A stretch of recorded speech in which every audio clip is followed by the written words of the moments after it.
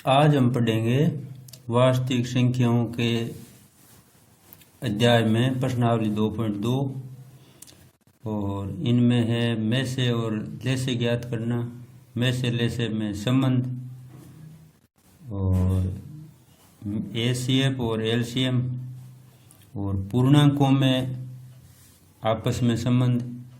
तो इनके बारे में आज ये सवाल करेंगे और 5 सवाल हैं। 5 ही सवाल अपने परीक्षा में आने वाले सवाल हैं, इनमें से आए हैं। पहला भी आया, दूसरा आया है। तो और 2 चौथा और 5वां व्यवहारिक ज्ञान पर आधारित सवाल हैं, 2 आगे। तो पहला सवाल देखो आप। पहला सवाल है 468 संख्या दे रखी है और पूछा जा रहा है कि इन संख्याओं के अभाज्य गुणनखंडों के गुणनफल के रूप में व्यक्त कीजिए। यानी जो नीचे दी गई संख्याएं हैं उनके गुणनखंड करके उनको गुणनफल के रूप में व्यक्त करो। तो पहली संख्या है 468। 468 के पहले अभाज्य गुणनखंड कर लेते हैं। तो लिखो 468 और इनके आप जैसे छोटी क्लासों में करते थे अभाज्य गुणनखंड वो कर लो। तो सर्वप्रथम 2 का भाग, तो 2 का भाग देंगे तो जब 2 का जाता है, 2 का नहीं जाता है या पीछे सम संख्या नहीं हो तो फिर 3 का ट्राई करो। 3 का नहीं जाता तो उसके बाद 5 का, और 5 का नहीं जाता है तो 7 का, नहीं जाता है तो 11 का, 13 ऐसे। यानी कुल मिला के इधर अभाज्य संख्याओं का ही भाग दिया जाता है। ऐसे नहीं आप कोई भाज्य संख्या का जैसे 6 का भाग जा रहा तो 6 का दे दिया, 4 का दे दिया या 12 का दे दिया। तो भाज्य संख्याओं का भाग नहीं देना, अभाज्य संख्याओं का ही भाग देना है इधर। तो 2 का भाग जा रहा है, 2 बार गया, 3 बार और 4 बार ऐसे। और इसमें अभी ये सम संख्या है इसलिए 2 का भाग जा रहा है कितनी बार कि 1 बार फिर 7 बार। 117 में 2 का नहीं जाएगा तो 2 का नहीं जा रहा है तो इसमें 3 का ट्राई करो। तो 3 का भाग इसमें जा रहा है 3 बार और 9 बार, 39 बार चला गया। अब इसमें 3 का भाग और जा रहा है 13 बार और 13 अभाज्य संख्या आ गई। इसमें 13 में किसी का ही भाग नहीं जाएगा, इस खुद का ही देना पड़ेगा। तो 13 का भाग 13 में दिया, 1 बार चला गया। तो ये आपने 468 के अभाज्य गुणनखंड कर लिए। इनको यहाँ नीचे लिख दो कि 468 के अभाज्य गुणनखंड बराबर हैं 2 × 2 × 3 × 3 × 13। अब ये तो गुणनखंड किया आपने 468 का। अब ये कह रहा है कि गुणनखंडों के गुणनफल रूप में व्यक्त कीजिए। गुणनफल रूप बनाना है तो गुणनफल रूप इन गुणनखंडों का ऐसे बनाया जाता है। यानी 2 कितनी बार आया हुआ है, 2 बार। तो लिखो यहाँ 2 को 2 बार घात में इंटू 3 कितनी बार आया है, 2 बार, 13 1 बार। तो जो संख्याएं जितनी बार आई है उनके ऊपर घात में वो संख्याएं लिख दो। तो ये गुणनफल रूप कहलाता है। ये तो गुणनखंड है और इन गुणनखंडों का ये गुणनफल रूप है। एक सवाल और कर लेते हैं, बाकी आप करेंगे इन संख्याओं के गुणनखंडों के गुणनफल रूप आप बना लेना। तो 20,570 को लेते हैं। तो 20,570 के पहले आप अभाज्य गुणनखंड ज्ञात करो। तो 20,570 पीछे शून्य है तो 2 का भाग चला जाएगा, 2 का भाग देंगे तो 1 बार गया, फिर 0 बार गया, फिर 2 बार गया, फिर 17 यानी 8 बार और फिर 5 बार ऐसे। अगर सीधा नहीं होता तो आप रफ में पहले भाग करके वो भागफल फिर नीचे यहाँ लिख लिया करो। तो अब इसमें भाग दे रहे हैं, 2 का नहीं जाएगा, पीछे 5 है अतः। अच्छा 3 का आप ट्राई करेंगे तो 3 का भी नहीं जाएगा। तो अब फिर किसका दें, 5 का। तो 5 का भाग दे रहे हैं, 5 का भाग गया है 2 बार, फिर 2 बार देने के बाद में ये 2 है छोटी 0 बार, तो ये 0, फिर 5 बार और फिर चला जाएगा आगे 7 बार। ये आप 5 का भाग कॉपी में अलग करके फिर ये, तो अब इसमें भाग दे रहे हैं तो इनमें 2 5 इनका नहीं जाएगा 3 का, तो फिर 7 का दिया, 7 का देने पर भी पता चला कि नहीं जा रहा है, तो फिर 7 के आगे कौन है 11, तो 11 का दिया, तो 11 का भाग देने पर भागफल आ रहा है 187।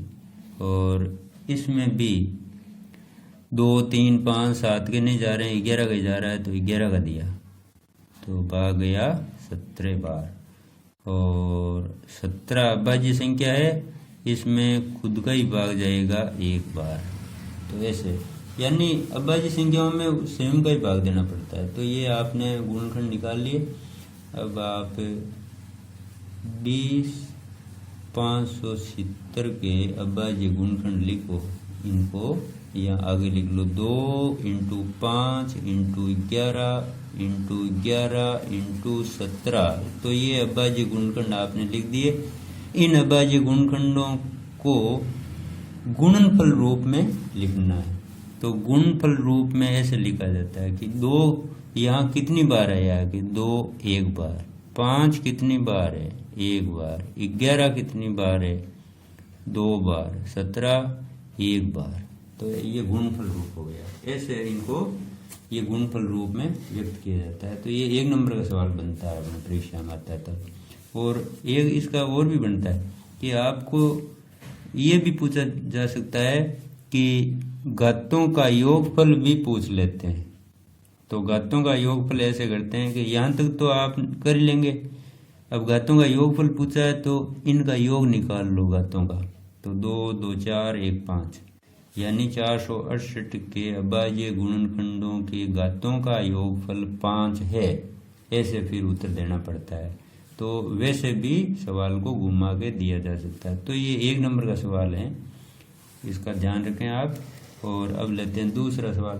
दूसरे सवाल में ये 2 नंबर का बड़े सवालों में आता है, पूर्णांकों के निम्नलिखित युग्मों का महत्तम समापवर्तक यानी HCF एवं लघुत्तम समापवर्तीय अर्थात LCM ज्ञात कीजिए तथा सत्यापित कीजिए कि HCF इंटू LCM बराबर होता है पूर्णांकों के गुणनफल के। ये सत्यापन करना है। तो ये सत्यापन तो बाद में करेंगे, पहले आपको HCF और LCM निकालना है इन नीचे दिए गए युग्मों का, नीचे जोड़े दे रखे हैं। तो ये परीक्षा में आया हुआ सवाल है 96 और 404 वाला, ये पहले कर लेते हैं। तो 96 के पहले अभाज्य गुणनखंड निकाल लो। तो सबसे पहले आप 96 में भाग देंगे सम संख्या इसलिए 2 का, तो 2 का भाग जा रहा है 48 बार, फिर इसमें और 2 का जा रहा है 24 बार, और फिर भाग दिया कितनी बार जा रहा है 12, और 12 में भी 2 का भाग जा रहा है 6 बार, 6 में 2 का जा रहा है 3 बार, और 3 में 3 का भाग 1 बार। तो ये अभाज्य गुणनखंड हो गए 96 के। तो अब इधर कर लो 404 के। तो 404 के करोगे तो सबसे पहली बार भाग 2 का चला जाएगा, 404 में 2 का भाग जाएगा, तो 2 का दो 2 0 2 202 बार जाएंगे, तो 2 का भाग दिया, फिर 101 बार, और 101 में किसी का ही भाग नहीं जाएगा, ये अभाज्य संख्या है इसलिए इस खुद का ही देना पड़ेगा, और 1 बार जाएगा। तो ये हो गया। अब इनके गुणनखंड नीचे लिख दो, 96 के नीचे लिखो, तो नीचे लिखोगे तो इन गुणनखंडों को लिखो, कितनी बार है 2 5 बार है, तो 2 × 2 × 2 × 2 × 2, फिर ये 3, और इधर लिखो 404 के। 404 के गुणनखंड है 2 × 2 × 101। तो अब इन गुणनखंडों को देखकर आप HCF और LCM निकालेंगे। यहाँ ध्यान पूरा रखना। तो HCF बराबर HCF गुणनखंडों में से ऐसे छांटे जाते हैं। देखो कि पहले इन दोनों जगह देखो कि यहाँ के गुणनखंडों में और यहाँ के गुणनखंडों में कॉमन कौन है, यानी दोनों स्थानों पर कौन है कि 2 यहाँ भी है, यहाँ भी है। अब कम बार कहाँ है कि कम बार 2 यहाँ है, तो इनको यहाँ HCF में लाना है। तो जो कम बार होते हैं, पहले बार तो कॉमन होना चाहिए, फिर कम बार कौन है कि यहाँ पर है, तो इनको आप HCF में लाते हैं। तो लिखो 2 × 2। अब और तो कोई कॉमन नहीं है यहाँ पर। 3 यहाँ है, इधर नहीं है। 101 यहाँ है लेकिन इस साइड में नहीं है, तो ये कॉमन नहीं है। जो कॉमन नहीं आते हैं वो यहाँ नहीं आते हैं। और कॉमन में भी कौन आते हैं, जो कम बार होते हैं। यहाँ ज़्यादा बार है, वहाँ कम बार हैं 2, इसलिए वो आए। ये ध्यान रखना है। तो अब गुणनफल आ गया 4। अब LCM निकालो। तो LCM बराबर, LCM में इसका उल्टा है। अधिक बार होते हैं ना वो संख्याएं यहाँ आती है, और कॉमन होने की जरूरत नहीं, यानी इसका बिल्कुल विपरीत। तो ज़्यादा बार 2 यहाँ आए हुए हैं, इनको यहाँ लाना है। तो 2 × 2 × 2 × 2 × 2। तो ज़्यादा बार वाले 2 आ गए, तो फिर कम बार वालों को नहीं लाना है। अब 3 एक बार है, तो 3 को लिए। 101 है, वो एक बार है, तो 101 को भी लिख लिया। अब ये गुणनफल ज्ञात कर लेते हैं। तो इसका गुणनफल जब अपन रफ में करेंगे तो इसका गुणनफल आएगा छिन्नवे। ये गुणनफल आएगा। तो गुणनफल ज्ञात कर लिया। ये LCM है और 4 HCF है। अब ये तो हो गया HCF और LCM निकालना संख्याओं का। अब सत्यापन करना है। प्रश्न कह रहा है कि सत्यापित करो इस कथन से HCF × LCM बराबर पूर्णांकों का गुणनफल। तो अब यहाँ लिखो कि सत्यापन, और वो कथन यहाँ लिखना है। उस कथन को HCF × LCM बराबर पूर्णांकों का गुणनफल।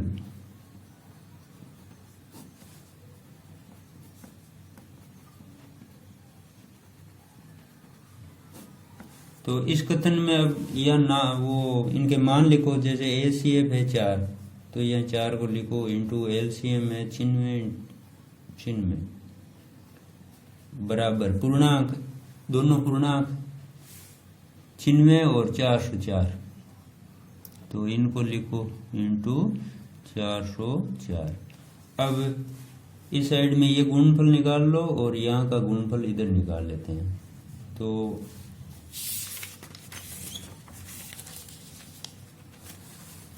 इनका गुणनफल आया है 38,784 और इनका गुणनफल आया है 38,784।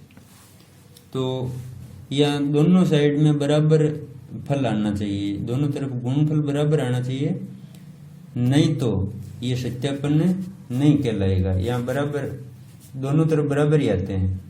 यहाँ अगर बराबर नहीं आए इसका अर्थ क्या हुआ कि आपने जो यहाँ गुणनखंड किए और HCF LCM निकाले वो कहीं चूक गए। यहाँ अगर चूक होगी तो ये दोनों तरफ गुणनफल बराबर नहीं आएंगे। बराबर आने का अर्थ है कि ये सवाल आपके सही हो गया। और यहाँ बराबर नहीं आने का अर्थ ये हुआ कि आपने कहीं या तो गुणनखंडों में अभाज्य गुणनखंड करने में गलती कर दी, या फिर HCF या LCM निकालने में गलती कर दी, या नहीं हुई है तो फिर कहीं गुणा में गलती हो गई होगी, तो वो गलती की वजह से यहाँ बराबर नहीं आएंगे, अन्यथा सदैव यहाँ फल बराबर आते हैं। तो ये परीक्षा में पहले आया हुआ सवाल है और आप जो अन्य 2 सवाल हैं वो आप ही करेंगे। ये और ये, इस हिसाब से आप इनको दोनों को कर लेना। तो ये पहला दूसरा तो हो गया। अब लेते हैं तीसरा सवाल। तो तीसरे सवाल में है कि अभाज्य गुणनखंड विधि द्वारा निम्नलिखित पूर्णांकों का महत्तम समापवर्तक एवं लघुत्तम समापवर्तीय ज्ञात कीजिए। महत्तम समापवर्तक और लघुत्तम दोनों ज्ञात करना है। संख्याएं दे रखी है 3 3, तो 3 3 पूर्णांक दे रखे हैं। 2 के निकालते हैं, वैसे 3 के निकाल लेंगे। तो तीनों के अभाज्य गुणनखंड करो, जैसे पहला कर रहे हैं अपन। पहले में है अपने संख्या 12, 15 और 21। अब 12, 15, 21 के अभाज्य गुणनखंड, तो 12 का यहाँ निकाल लो।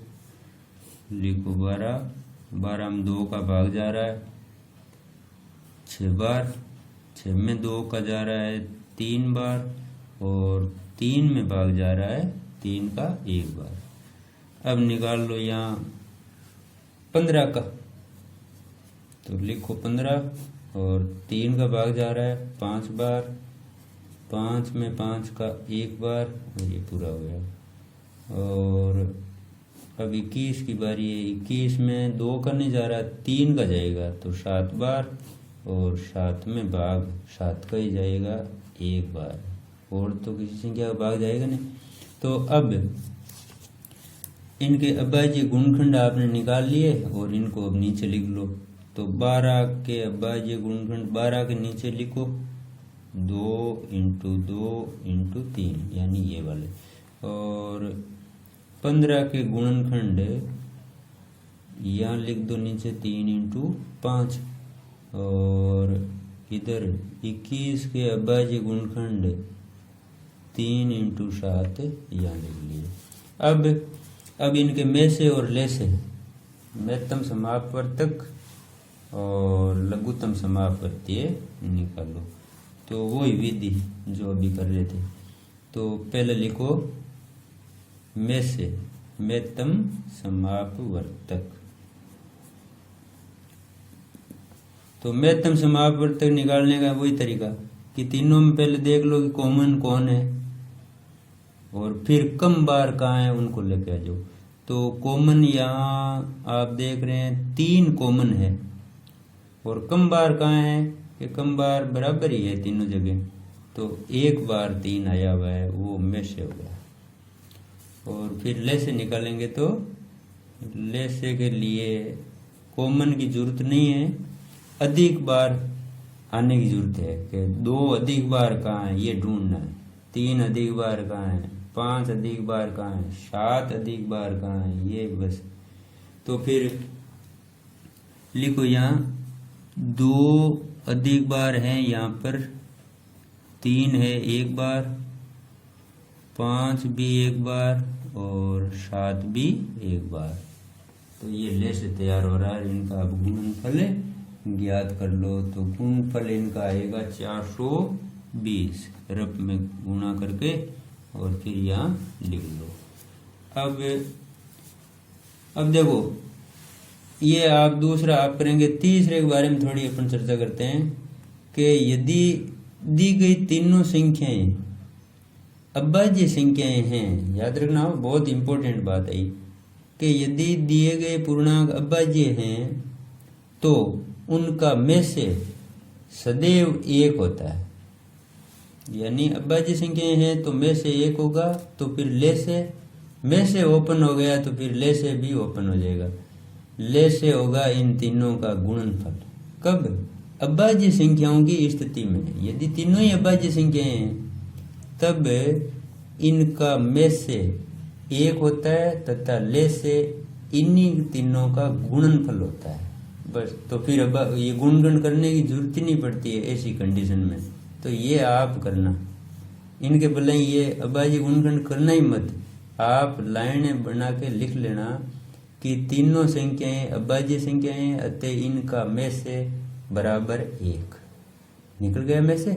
अब निकालेंगे आप इनका ले से, तो आप क्या कहेंगे कि अभाज्य संख्याओं में ले से इन तीनों का गुणनफल होता है।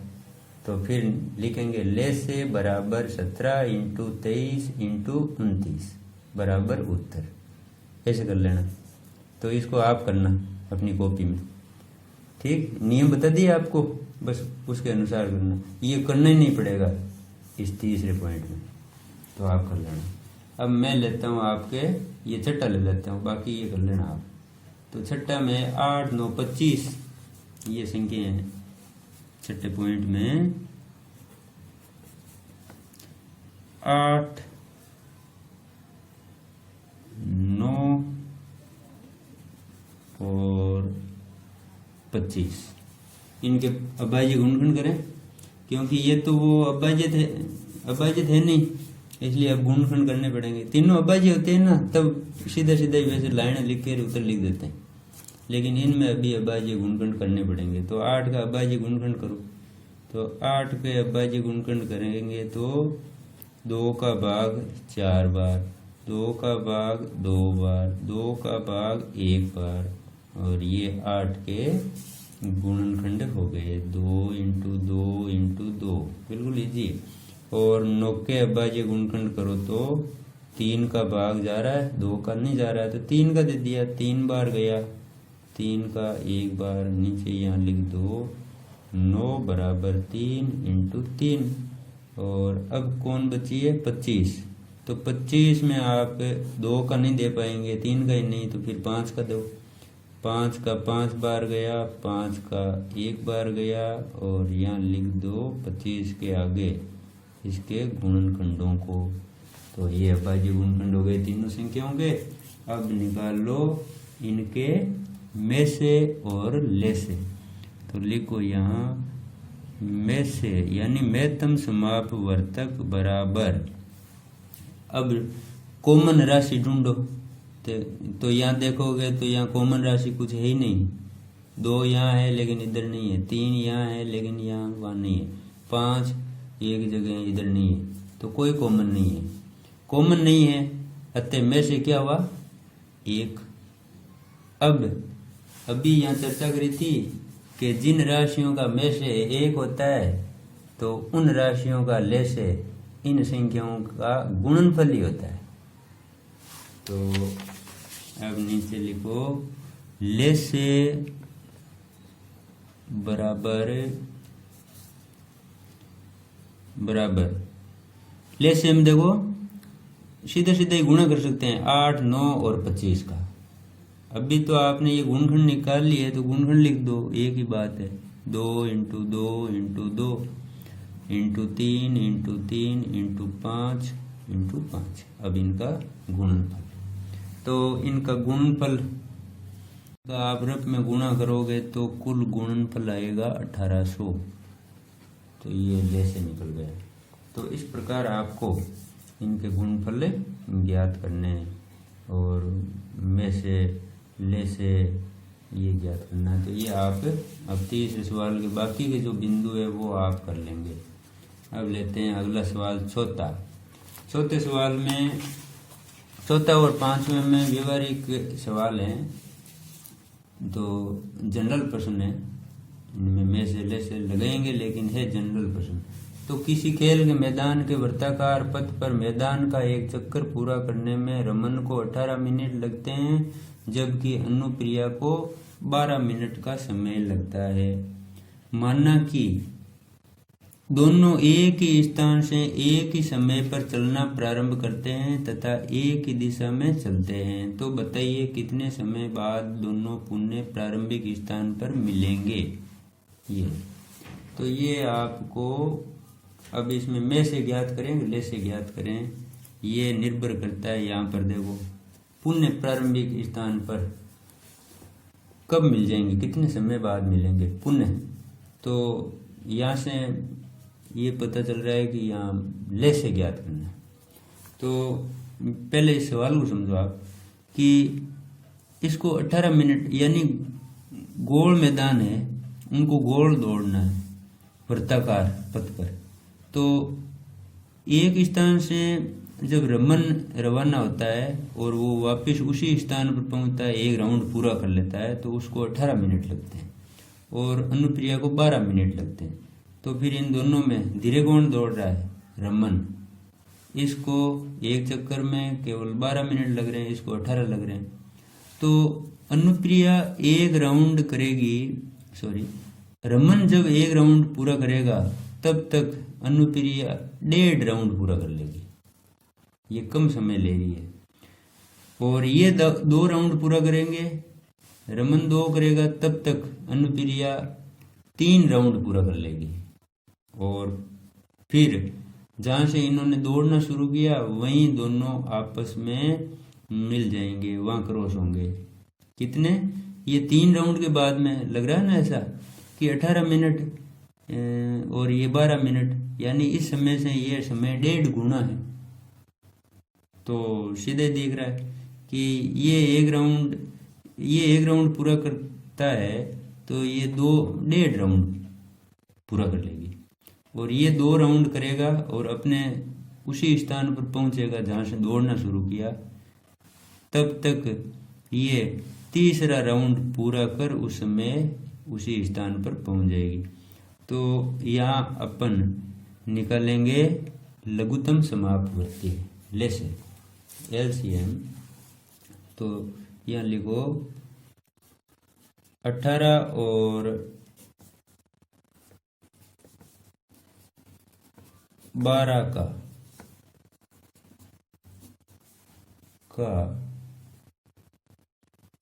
LCM ज्ञात करेंगे।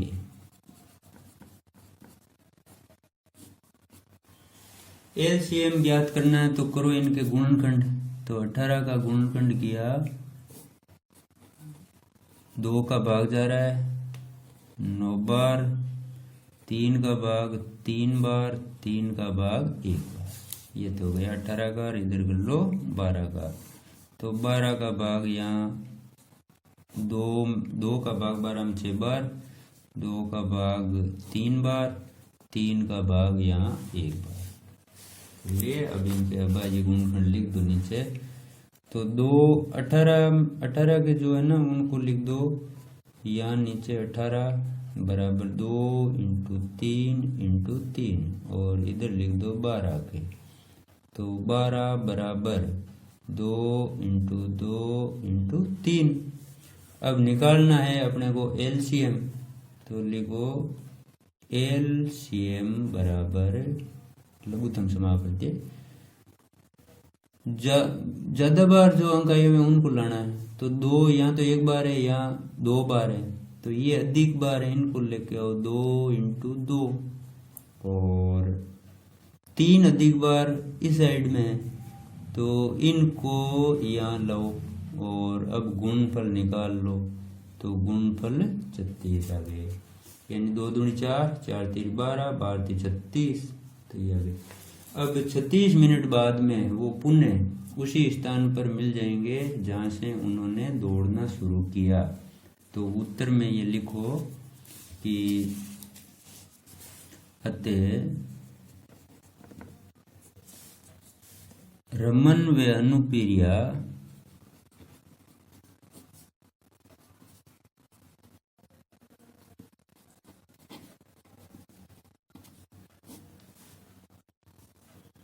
प्रारंभिक स्थान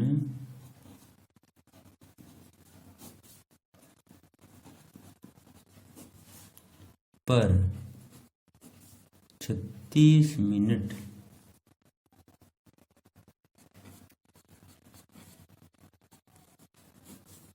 बाद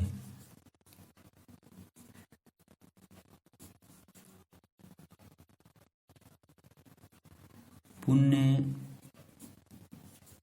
मिलेंगे। ये इसका उत्तर हो गया। अब 5वां सवाल लो। एक संगोष्ठी में हिंदी, अंग्रेजी और गणित में भाग लेने वाले प्रतिभागियों की संख्या क्रम से 60, 83, 108 है। यदि प्रत्येक कमरे में बराबर संख्या में एक ही विषय के प्रतिभागी बैठाए जाते हैं तो आवश्यक कमरों की न्यूनतम संख्या ज्ञात कीजिए। तो इसमें क्या ज्ञात करना है कि 60, 84, 108, ये तो कुल प्रतिभागी, इनकी जोड़ करेंगे तो कुल प्रतिभागी हो जाएंगे।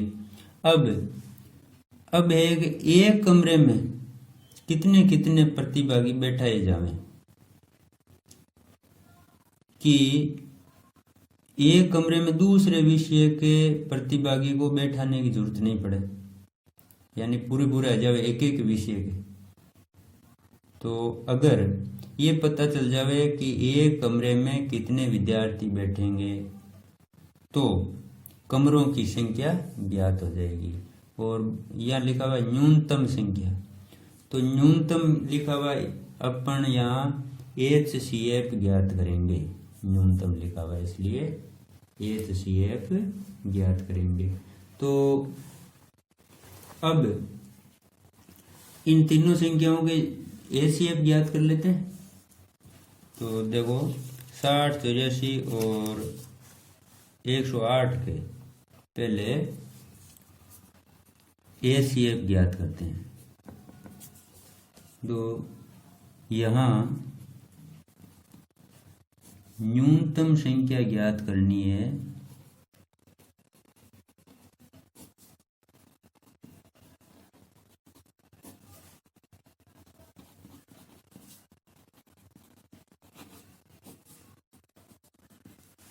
अतः 60, 84 और 108 का HCF ज्ञात करेंगे। तो HCF ज्ञात करें तो इनके अभाज्य गुणनखंड करो, 60, 84 और 108 के। तो पहले 60 का अभाज्य गुणनखंड और फिर निकालना है 84 का, और फिर है अपने पास 108। तो पहले 60 का निकालो, 2 का भाग जा रहा है 30 बार, 2 का भाग जा रहा है 15 बार, और 3 का भाग जा रहा है 5 बार, और 5 का भाग जा रहा है 5 में 1 बार। 84 में दो, तो 2 का भाग दिया तो भाग गया 42 बार, और 2 का भाग दिया तो 21 बार। अब 3 का जाएगा 7 बार, 7 में 7 का 1 बार। यहाँ देख लो 2 का भाग 54 बार जा रहा है, फिर 2 का भाग गया 27 बार, फिर 3 का 9 बार, और 9 में 3 का भाग 3 बार, और 3 में 3 का भाग 1 बार।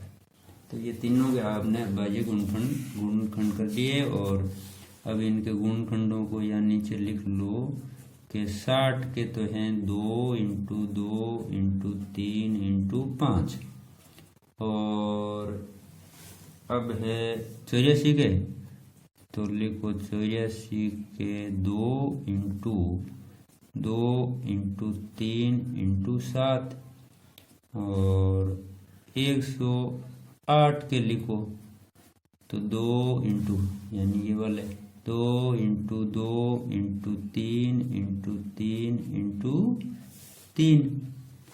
तो 2 तो आए 2 बार, 3 आए 3 बार, 1 बार चेक कर लो। अगर थोड़ी सी भी यहाँ गलती हो जाती है गुणनखंडों को उतारने में, एक अंक वहाँ से लाने में भूल हो गई तो ये सवाल पूरा गलत हो जाता है।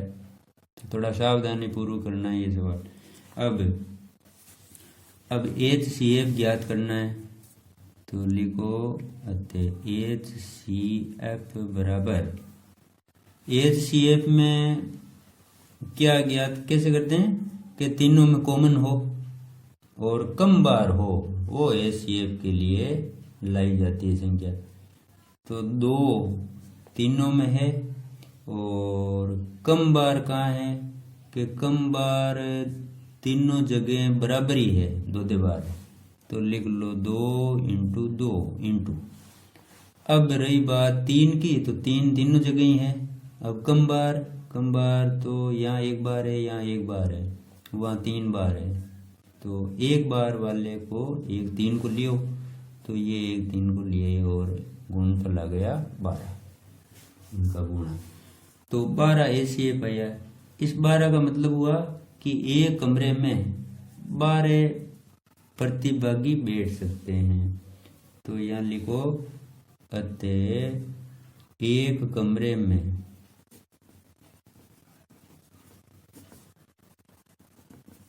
एक कमरे में 12 प्रतिभागी बैठेंगे।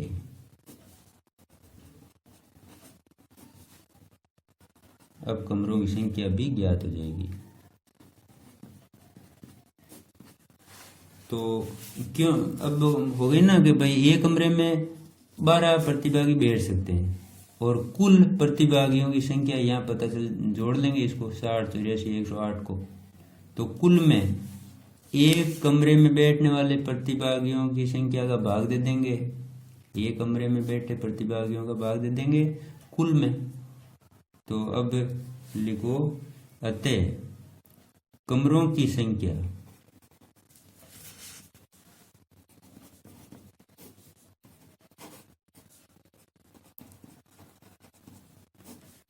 संख्या बराबर कुल प्रतिभागी।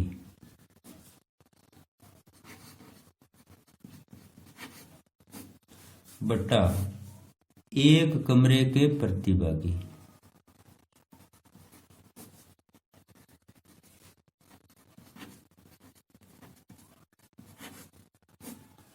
अब कुल प्रतिभागी तो 60 प्लस 84 प्लस 108 बटा एक कमरे में है 12।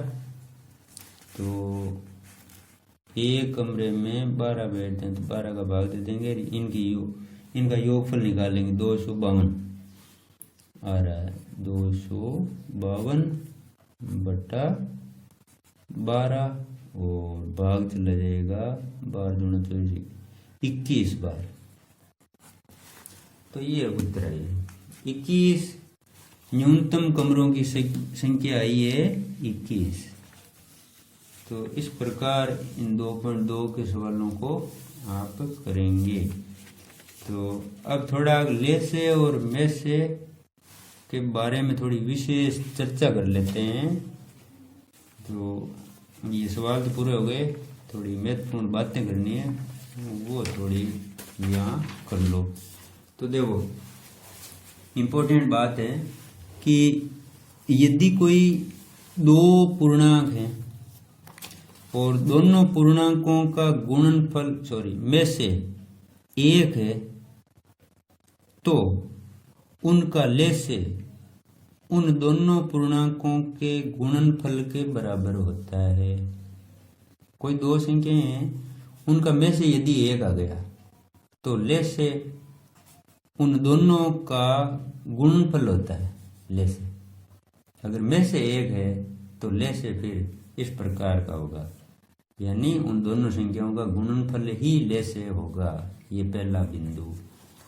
अब इसको देखो कि यदि दिए गए पूर्णांक अभाज्य संख्याएं हैं, जैसे अभी वो पीछे चर्चा कर रहे थे ना अपन, उसमें सवाल में कि